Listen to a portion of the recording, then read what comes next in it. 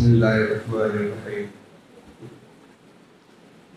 الحمدللہ رب العالمین والصلاة والسلام علی سید الانبیاء والمرسلین سیدنا و نبینا و مولانا محمد وعلی آلہ واصحابہ اجمعین اما بعد فقد قال النبی صلی اللہ علیہ وسلم ان هذه القلوب تصدع كما يصدع الحديد اذا اصابه الماء قالوا فما جلاؤها يا رسول الله قال كثرة ذكر الموت وتلاوة القرآن او كما قال عليه الصلاة والسلام. وقال النبي صلى الله عليه وسلم لكل شيء سقالة وسقالة القلوب ذكر الله او كما قال رسول الله صلى الله عليه وسلم. محترم علماء کرام، فضلاء کرام قدر، طلبہ عزیز، میں نے آپ کے سامنے حضرت نبی کریم صلی اللہ تعالی علیہ وسلم کی دو حدیثوں کا متن پیش کیا ہے اور انہی کی مختصر تشریح عرض کرنا چاہتا ہوں.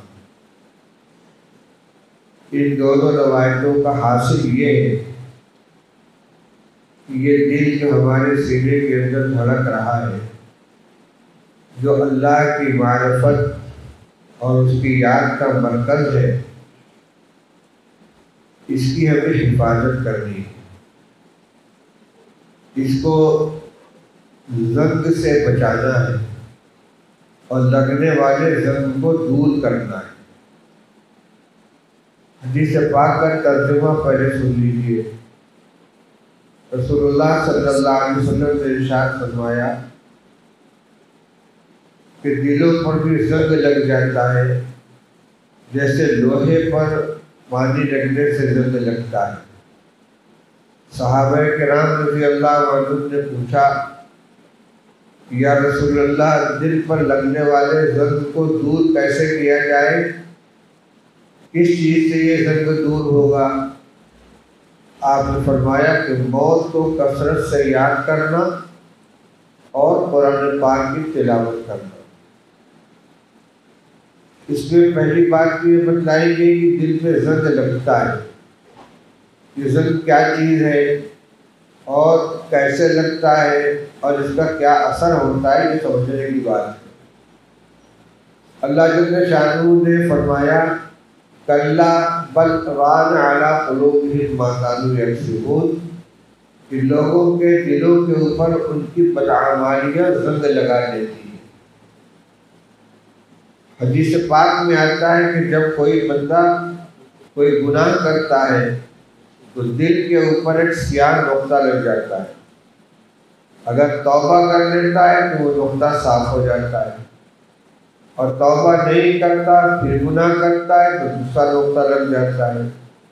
یہاں تک کہ یہ نقطے لگتے لگتے پورے دل پر چھا جاتے ہیں. اور آپ نے فرمایا کہ اسی کو قرآن میں فرمایا گیا کلا بل ران علی قلوبہم ما کانوا یکسبون، کہ لوگوں کی بدعمالیوں کی وجہ سے ان کے دلوں کے اوپر زنگ لگتے ہیں. اس زنگ کے لگنے کا نتیجہ کیا ہوتا ہے؟ مومن کے دل کو اللہ تعالیٰ نے آئینہ بنایا ہے. آئینے میں ہر چیز کی اچھی اور بری شکل نظر آتی ہے. اچھا چہرہ ہے تو آئینے میں اچھا نظر آئے گا، برا چہرہ ہے تو آئینے میں برا نظر آئے گا. درپن جھوٹ نہ بولے، درپن وہی بتائے گا جیسا اس کے سامنے کیا جائے گا، جھوٹ نہیں بولتا ہوں. مومن کا دل آئینہ ہے. اچھے عمل کا دل کے اوپر اچھا اثر پڑتا ہے، دل خوش ہوتا ہے، اس کو قبول کرنا چاہتا ہے. اور برے عمل سے دل کے اندر تکدر پیدا ہوتا ہے، بغض پیدا ہوتا ہے. اسی لیے حدیث پاک میں رسول اللہ صلی اللہ علیہ وسلم نے کا یہ ارشاد ہے، آپ نے فرمایا کہ نیکی وہ عمل ہے کہ جس کو کر کے تمہارا دل مطمئن ہو. اور بدی وہ عمل ہے کہ جو تمہارے دل میں کھٹکے اور تم یہ چاہو کہ کسی کو اس کا پتہ نہ چلنے پائے. البر مطمئن الیہ کا قلب ہوگا. بر وہ چیز ہے کہ جس پر تمہارے دل مطمئن ہو جائے، اس کو کر کے دل کو سکون حاصل ہو، فرحت اور انبساط کا احساس ہو. اور برائی وہ چیز ہے والاسم ما حاک فی صدرک، جو تمہارے دل میں کھٹکے. اسی لیے رسول اللہ صلی اللہ علیہ وسلم نے ارشاد فرمایا ہے کہ دع ما یریبک الی ما لا یریبک، جو چیز دل میں کھٹکے اسے چھوڑ دو، جو چیز نہ کھٹکے اس کو اختیار کرو. لیکن یہ عمل کب تک ہے؟ جب تک دل کا آئینہ صاف ہے. دل کا آئینہ بتلائے گا کہ یہ عمل کرنے کے لائق ہے کہ نہیں. اچھا کام ہوگا تو دل کی گواہی دے گا، قبول کرے گا، اس کی طرف متوجہ ہوگا، اس کی رغبت ہوگی دل. اور اگر غلط ہوگا تو دل نفرت کرے گا، تکلیف محسوس کرے گا. تو جب تک دل پر گناہوں کا زنگ نہیں لگا ہے، وہ قلب سلیم ہے. اور اللہ جل شانہ کے پاس جب جانا ہے تو قلب سلیم بھی لے کر جانا ہے. یوم لا ینفع مال ولا بنون الا من اتى اللہ بقلب سلیم. جس دن نہ مال کام آئے گا نہ اولاد کام آئے گی، بس وہ شخص کامیاب ہوگا کہ جو اللہ کے پاس قلب سلیم لے کر آئے، صاف ستھرا پاک دل لے کر آئے، گناہوں سے بھی پاک ہو، کدورتوں سے بھی پاک ہو. اسی لیے جنتیوں کے دل میں کسی کی طرف سے میل نہیں ہوگا. وَنَزَعْنَا مَا فِي صُدُورِهِم مِّن غِلٍّ. دنیا میں اگر کسی وجہ سے آپس میں کچھ ناچاکی ہو بھی گئی تھی، لیکن اپنے اعمال کی بدولت اللہ کے رحم سے، برکت سے، فضل و کرم سے معاف فرما دیا گیا اور جنت میں داخلہ کا فیصلہ کر لیا گیا. تو دل میں جو کچھ کدورت ہوگی سب نکل جائے گی. نزعنا ما فی صدورہم من غل. ان کے دلوں میں آپس میں جو میل ہوگا وہ نکال دیا جائے گا. دعا سکھلائی گئی، ربنا لا تزغ قلوبنا بعد إذ هديتنا وهب لنا من لدنك رحمة إنك أنت الوهاب ولا تجعل في قلوبنا غلا للذين آمنوا. اے اللہ ہمارے دلوں میں ایمان والوں کی طرف سے کھوٹ نہ پیدا فرما، دل میں کسی طرح سے میل نہ آنے پائے اور دل کو صاف ستھرا رکھے. حضور صلی اللہ علیہ وسلم نے اپنے خادم خاص حضرت انس رضی اللہ عنہ سے فرمایا، یا بنیا ان قدرت ان تصبح وتمسی وليس في قلبك غش لأحد فافعل. بیٹے اگر تم سے ہو سکے تو صبح و شام اس حال میں کیا کرو کہ دل میں کسی کے طرف سے میل نہ ہو، کدورت نہ ہو. یا بنیا ذالک من سنتی. بیٹے یہ میرا طریقہ ہے، یہ میری سنت ہے. ومن احب سنتی فقد احبنی. اور جو میرے طریقے سے محبت کرتا ہے وہ مجھ سے محبت کرتا ہے. ومن احبنی کان معی فی الجنہ. اور جو مجھ سے محبت کرے گا وہ جنت میں جائے گا، میرے ساتھ جنت میں ہوگا. لیکن ان سب روایتوں کے دل کو صاف رکھنے کی بات آ رہی ہے. دل میں میل نہ ہو، دل میں کدورت نہ ہو، دل میں کھوٹ نہ ہو، کینہ نہ ہو، حسد نہ ہو. اسی طرح گناہوں کی کدورت بھی نہ ہو. یہ گناہ کی جو کدورت دل میں بیٹھ گئی، اب وہ قلب سلیم نہیں بچا. دنیا میں رہتے ہوئے ہمیں قلب کی اس کدورت کو دور کرنا ہے. ابھی جو تذکرہ ہو رہا تھا آپ کے سامنے، بزرگوں کی خدمت میں حاضر ہو کر جو اپنا وقت گزارے، ان کی صحبت اختیار کریں، ان کی ہدایات پر عمل کریں، اس کا مقصد اس قلب کی صفائی ہے. قلب کو صاف کرنا ہے، دنیا کی محبت دل سے نکال کر اللہ کی محبت کو دل میں بیٹھانا ہے، آخرت کے فکر کو دل میں بیٹھانا ہے. بیٹھے ہوئے اس لیے محفل میں سر جھکائے، دل انجمن ان کی کوئی اس میں آ نہ جائے. دل اللہ کی انجمن ہے، اس میں کسی دوسرے کو نہیں بسنا ہے۔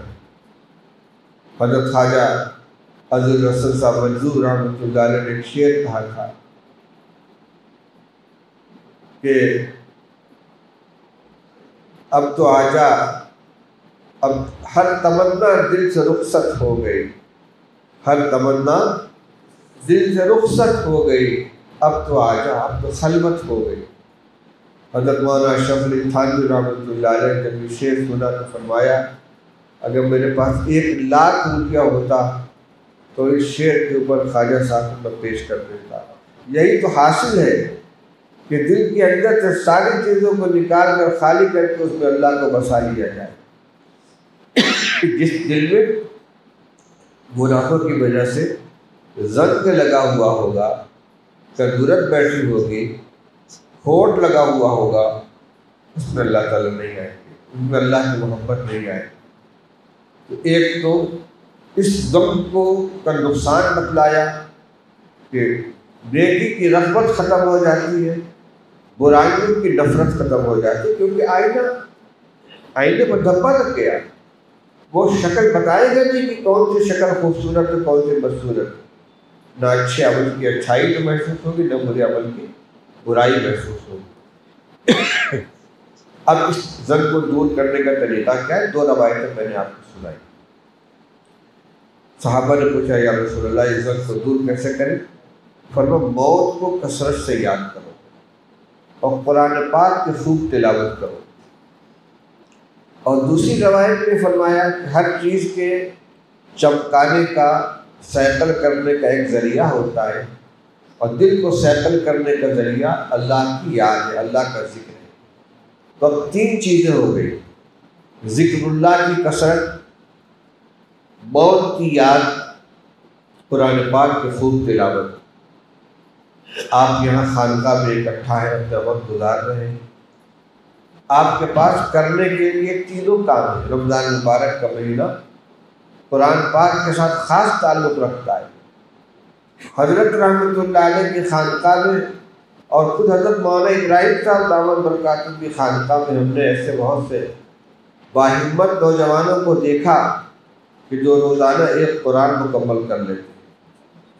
غروب آفتاب کے بعد سورہ فاتحہ شروع کیے تراویح مغرب پڑھ کر، اور افطار کے قریب ان کی زبان کے اوپر قل اعوذ برب الفلق قل اعوذ برب الناس جاری ہے، خدمت میں لگے ہوئے ہیں، خدام میں شامل ہیں، چل رہے ہیں پھر رہے، لیکن زبان کا قرآن جاری ہے۔